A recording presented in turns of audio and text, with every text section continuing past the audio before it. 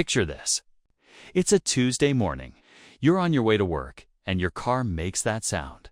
You know the one? That grinding, clicking, please not today kind of sound.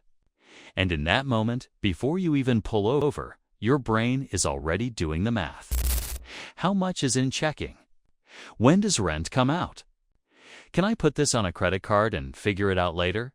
That feeling, that tightness in your chest, that's not really about the car. It's about not having options. I've been there. Most of us have. Living in that space where one unexpected expense doesn't just cost money, it costs sleep. It costs peace. It costs the ability to think clearly about anything else for days, sometimes weeks. And here's what I've realized after spending years thinking about money, reading about behavior, and honestly, making plenty of my own mistakes. The thing that separates people who feel constantly stressed about money from people who feel relatively calm isn't usually income. It's not even about being rich or poor in the traditional sense. It's about having a buffer. And that buffer doesn't need to be huge. For most people, $5,000 is enough to fundamentally change how they experience their financial life. That sounds almost too simple. But stay with me. Because this isn't about the money itself. This is about what that money does to your brain, your decisions, and the options it quietly opens up in your life. Here's where I think most people get this wrong. We've been taught to think about wealth as this massive accumulation. $1 million. Early retirement. Financial freedom with a capital F, and those are fine goals. But when you're living paycheck to paycheck, or even just paycheck to almost paycheck, that kind of thinking can feel so far away that it becomes almost meaningless. So what happens?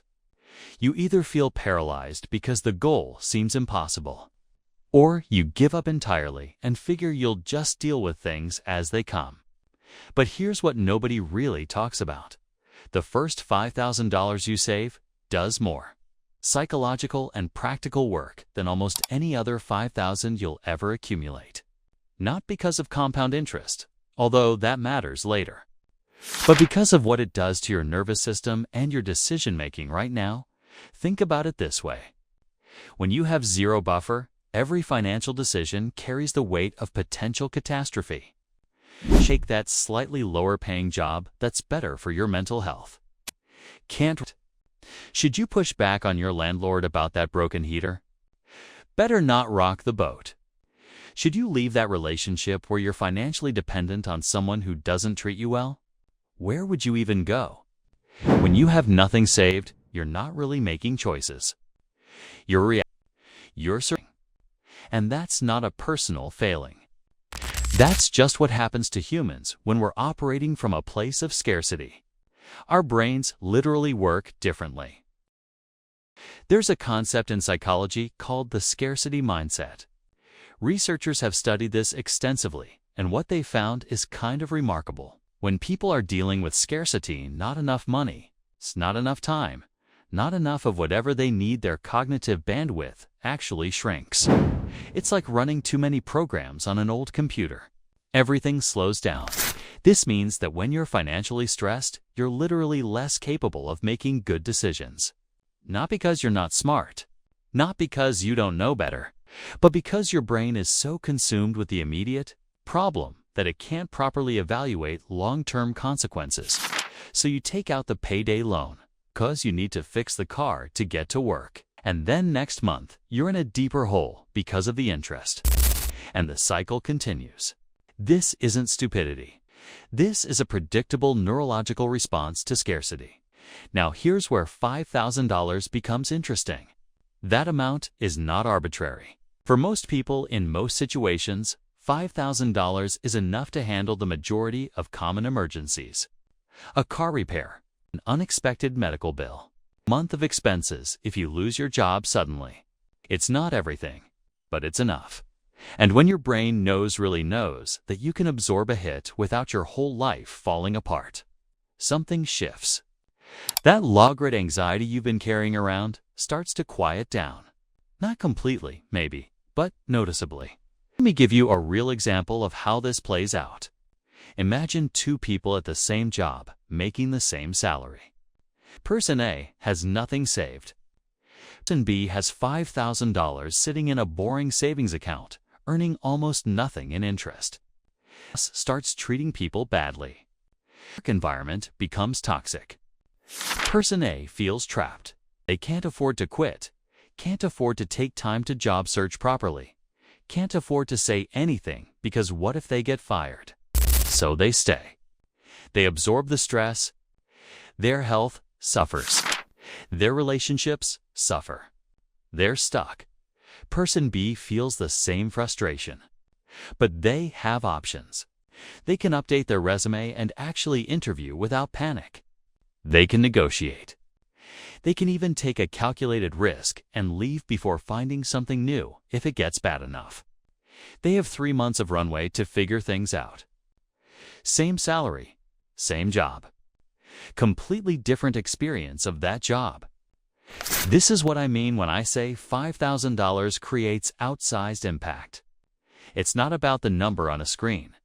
It's about the freedom to make decisions from a place of relative calm, instead of desperation. And this extends into every area of life. Relationships, for instance. Money problems are one of the leading causes of relationship stress.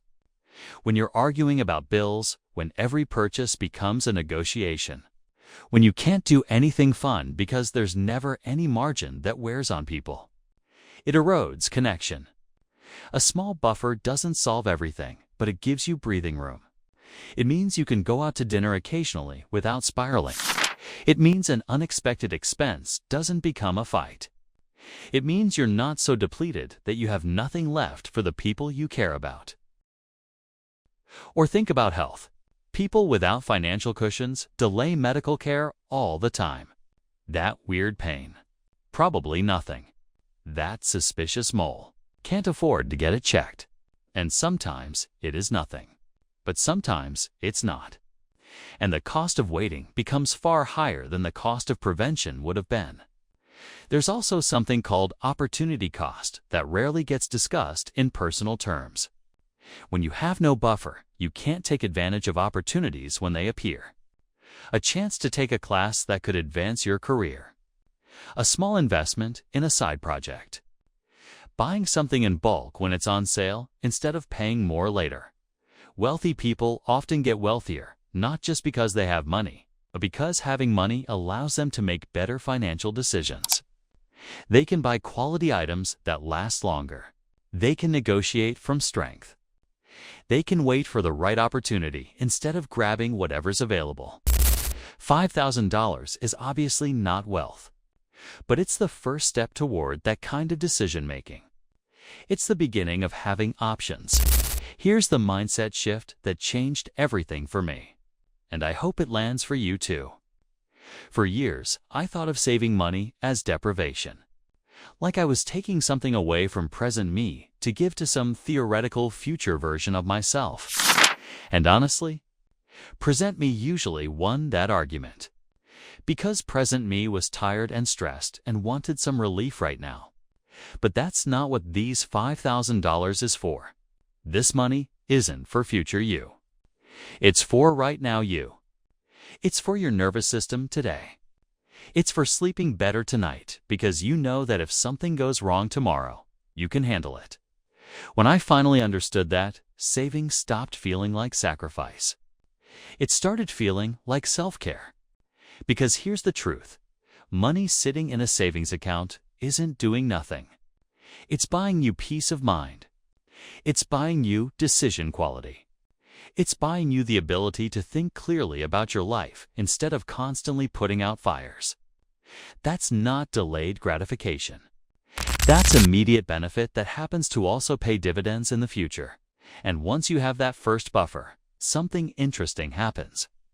You start making better decisions across the board. You're not as reactive. You can think longer term. You can take calculated risks that might pay off. You can walk away from things that aren't serving you. The money itself becomes almost secondary to the freedom it represents. Okay, So how do you actually get to $5,000 if you're not there yet?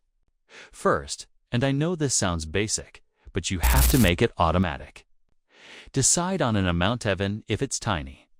Even if it's $20 a paycheck, set up an automatic transfer to a separate account. Not the account you use for bills. Not somewhere you'll see it and be tempted. Somewhere boring. Somewhere out of sight. The reason automation matters so much is that it removes the decision. Every time you have to actively choose to save money, you're using willpower. And willpower is limited. Eventually, you'll be tired or stressed or just having a bad day, and you'll skip it. Automation takes you out of the equation. Second, don't obsess about the timeline. Whether it takes you 8 months or 2 years to hit 5,000 doesn't matter nearly as much as actually getting there. This isn't a race. It's a foundation. Third, and this is important, this money is not for investing. It's not for putting into the market or crypto or your friend's startup. It needs to be boring and accessible. A high-yield savings account is fine.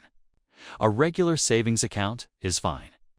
The point is that you can get it within a day or two if you need it. I know there are people who will say you're losing money to inflation by keeping cash in savings. And technically, yes. But the purpose of an emergency fund isn't growth. It's stability. It's the thing that keeps you from going backward when life happens. Fourth, protect it. Once you have it, don't touch it for things that aren't actual emergencies. A sale at your favorite store is not an emergency. Wanting to take a trip is not an emergency. The car breaking down, losing your job, a medical situation, those are emergencies. This requires defining for yourself what counts as emergency. Do that when you're calm, not when you're tempted. Write it down if you need to. Finally, once you hit 5,000, you don't have to stop there. That's just the foundation. But you can take a breath. You can feel the difference. And then, if you want to, you can start thinking about what comes next, whether that's growing the buffer further, paying down debt more aggressively, or starting to invest. The point is, you're no longer operating from crisis mode. You have room to think. I want to end with something that took me a long time to really understand. You don't need to have your entire financial life figured out. You don't need a detailed 40-year plan. You don't need to perfectly optimize every dollar. What you need first is just a little breathing room. That's what $5,000 represents. It's not a destination. It's the start of being able to make choices instead of just reacting to whatever happens. It's permission to think about your life differently. And here's the thing, most people will never do this. Not because they can't, but because the goal seems either too small to matter or too big to reach. They're stuck in that middle space where nothing changes. But you don't have to be. You can start where you are, with whatever you have, and build something that fundamentally changes how you experience money. Not because $5,000 will make you rich. It won't. But because having a buffer, even a modest one, reconnects you with a sense of control. It quiets the constant financial noise in the background of your life. It lets you be more present for the things that actually matter. And honestly, that might be worth more than any amount of money. Start small. Stay consistent. Give yourself grace when you stumble. Progress beats perfection every single time.